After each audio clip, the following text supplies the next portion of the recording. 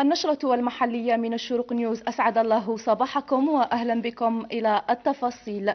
بداية، أغلق 100 من المواطنين مداخل ومخارج مطار الشيخ العربي تبسي بولاية تبسة تحسبا لقدوم وزير الطاقة محمد عرقاب، رافعين شعارات مناهضة للطاقم الحكومي وسط استنفار أمني كبير، ما اضطر الوزير لإلغاء زيارته التفقدية لمشاريع قطاعاته والتوجه برا نحو ولاية قسنطينة في سيارات تابعة للأمن الوطني.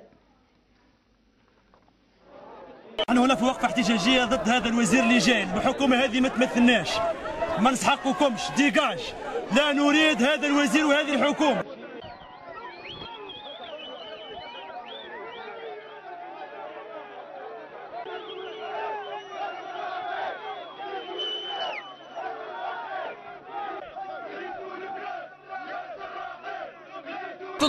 نحن اليوم طلبة وشباب تبسة، طلبة جامعة الشيخ العربي تبسي بكل كلياتها في وقفة احتجاجية ضد وزير الطاقة، هذا الوزير الذي أتى لينهب طاقة تبسة، الذي أتى لينهب الفوسفات وهذه تبسة، ما نمدوش الفوسفات، أنت وزير غير شرعي.